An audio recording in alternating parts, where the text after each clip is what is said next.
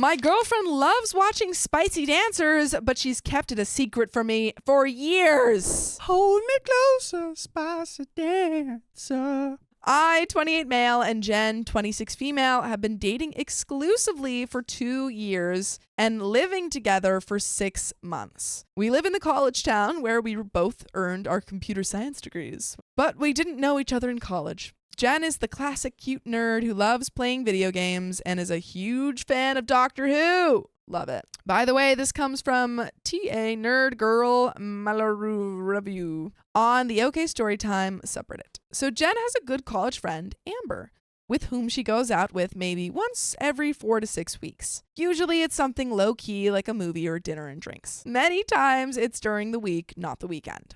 I have never thought anything of it because I've never had a reason to. Plus, sometimes Jen comes home really corny and wants to have spicy sleep as soon as she stumbles through the door. Is she under the influence? Oh, she probably like just seeing those men. I need some now. But other times she texts me to say she's going to crash at Amber's place. A few nights ago, Jen and Amber had a girls' night. She told me they were going to see a late movie and maybe grab some drinks after. Jen came home around 11 p.m., tipsy but not wasted, and basically jumps me in bed. We went at it until she fell asleep around 1 a.m. Dang. When I went to turn her light off, I noticed a pop-up on her phone with a QR code ticket pass to something called Men in Motion. I Googled it. It's a traveling show with male spicy dancers that travels around the country and puts on male spicy shows. And yes, the ticket was for a show tonight.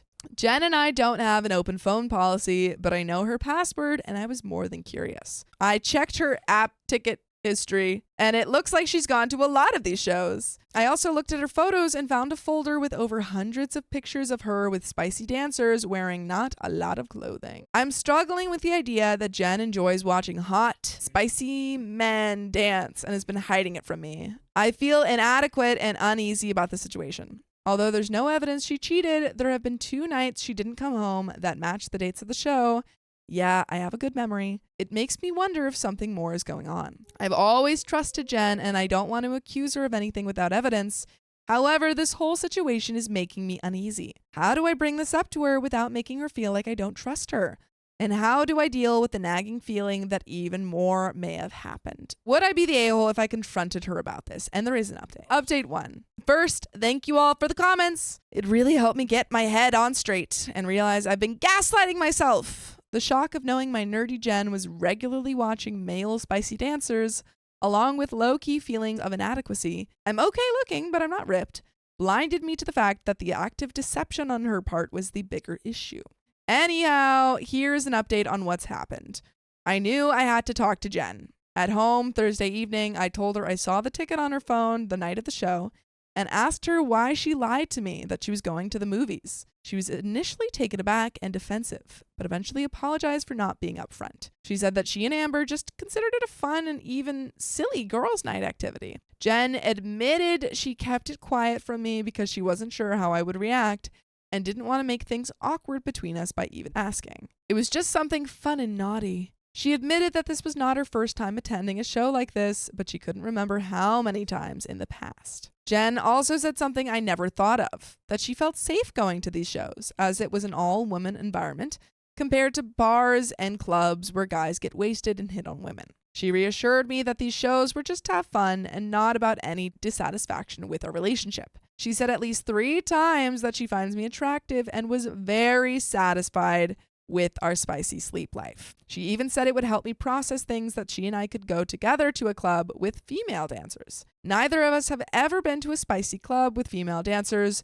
but thought it would be similar, and I could see for myself that it was just naughty fun and we could experience it together. After a couple of hours of talking, she grabbed my hand and took me up to the bedroom to assure me that I am still the hottest man in her life. Oh, yeah, dude. You put that magic mic. I'll do one of those dances them girls did. Oh, nice. Put that on her. That was great. Thank you. Thank you. There's more, but just pausing really quick. I think that is sweet. However, the fact that she lied to you needs to be, like, she can't just get away with, oh, well, I didn't know how you would react. No, she actively withheld information. The act of going to the spicy clubs is not like a problem if both partners are, aware of that. Yeah, and, are chill. cool with it. It is sus. So yeah, I think that's messed up that she was keeping that. Let's say they get over this.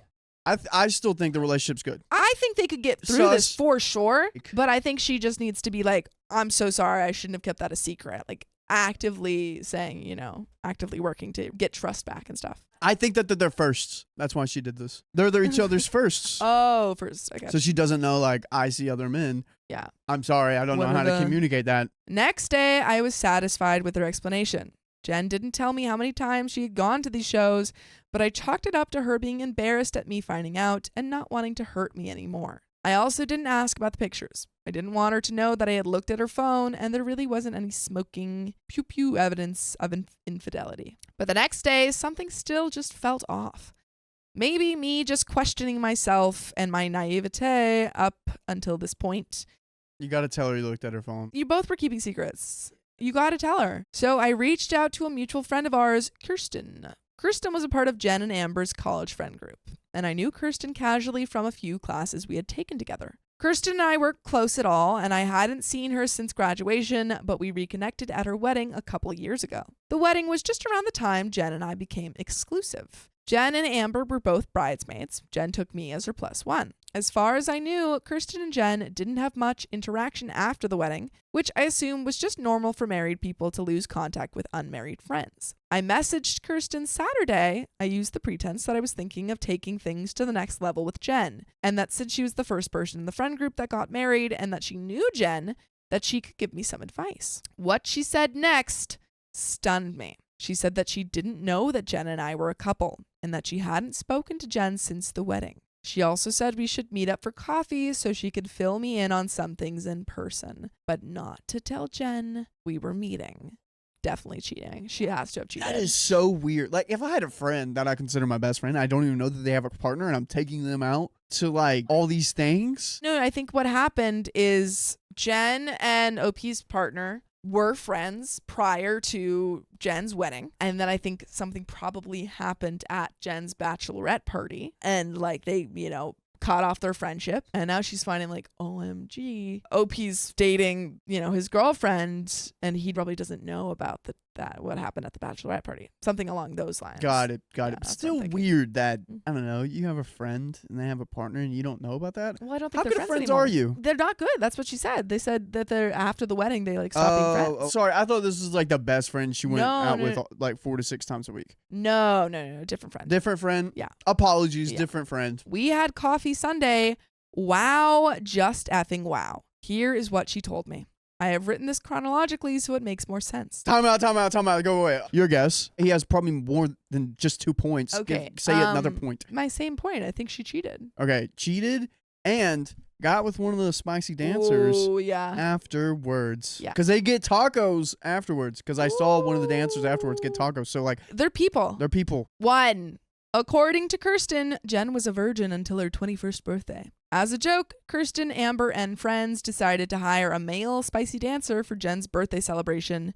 To everyone's shock, Jen really liked the dancer and lost her virginity that night. Whoa, dang. No, that's like, that. Not saying that's bad, but like, to me, that is something very special, and you give it to someone that, like, that's what their world is. I think it differs for different people. I think that it really is like I heard this thing about like a first kiss, and they were like talking about like someone, I think it was in a show, and the person was saying like their first kiss was terrible, and they're like, it's not about the first kiss, it's about the first one that matters. And I think that's really nice. So I think in this case, it's up to her, whatever she does. However, I do think it's kind of unprofessional of the stripper. Hopefully she wasn't, pushing him to do anything. Jen became more interested in dancers and would do things like suggesting Magic Mike for movie night. Other times, she would comment on guys walking around campus, making comments about abs and biceps, and saying, I bet he looks good in a thong.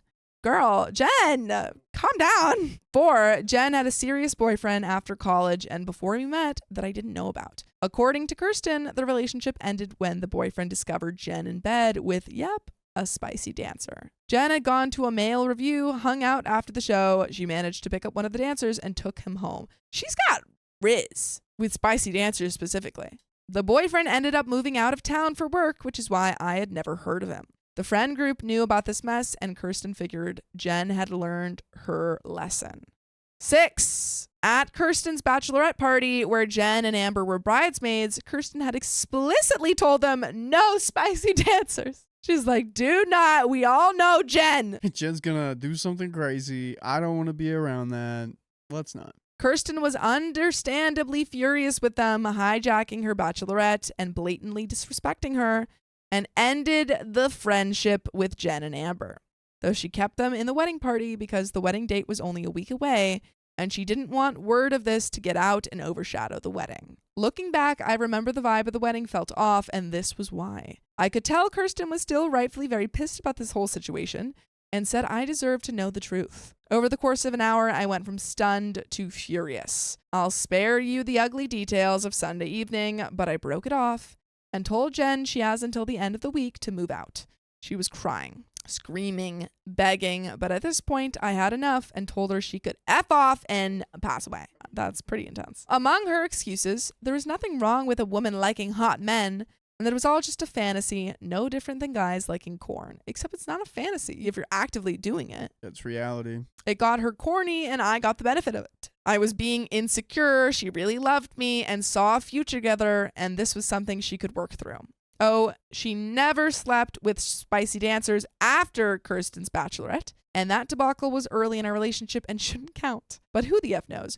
Were they official, though? If you guys were official, then it absolutely counts. That's a big one. Jen will be sleeping in the spare room for now, but I told her this is over. I will avoid her as much as I can until she moves out. I am not worried about her doing psycho crap. I think she knows I will go nuclear and tell her parents and family the whole story if she tries anything. So it's done.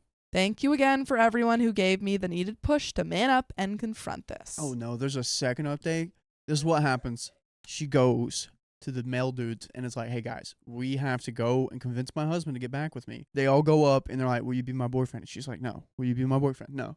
Boyfriend, no. Get to the end hoping he will say it, and then he says, yes, I'll be your boyfriend, and then they all flash dance. Yeah, except they're actually flashing. Yep, just wiener and balls everywhere, just left and right. There you have it. Sausage party with some meatballs joining. But there's an update. Jen finished moving out Saturday. No drama. I mostly avoided her. She made some attempts at reconciliation, but I think she knew it was hopeless. Some of you made helpful suggestions to protect myself, but mostly weren't needed. I wasn't worried about her trashing the place. She's not crazy. She just got caught. She also knew that I would go nuclear if she tried any stunts. In all years together, she has never seen me this pissed off.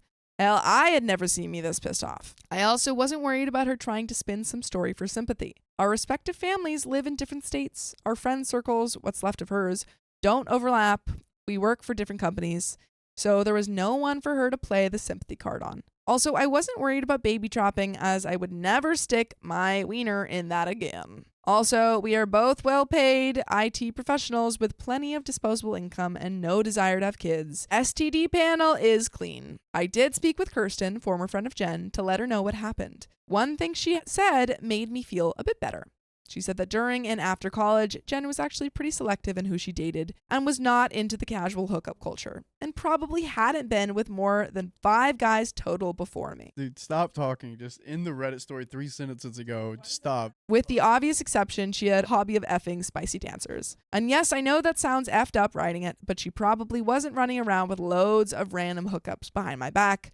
So yes, I may have been naive, but not that naive. But you know what's not naive? Joining us live every weekday at 3 p.m. PST on YouTube, Facebook, and TikTok. It's actually very adult of you. There's a little bit more to the story, but I think it's the right decision. But bro kind of burnt out at the end there. Like, he was the hero, and then he made some remarks, and was like, no, just walk out. Yeah, dude. Let her leave. But there is more to the story. One of my friends said this whole thing reminded him of stories about men who, with loving wives and families, but who have some spicy desire that can only be satisfied by hiring street spicy Captain Hook. Losing her virginity to a spicy dancer may have done something to Jen's psyche that could only be satisfied with some jack dude with oiled muscles dancing in a thong. You're just making up these thoughts? Not my problem anymore. I am doing as okay as can be in this situation. I am not really depressed because I am still pissed off about the whole situation. At some point, I may go to a spicy club just to see what they're all about. And that's the end of that.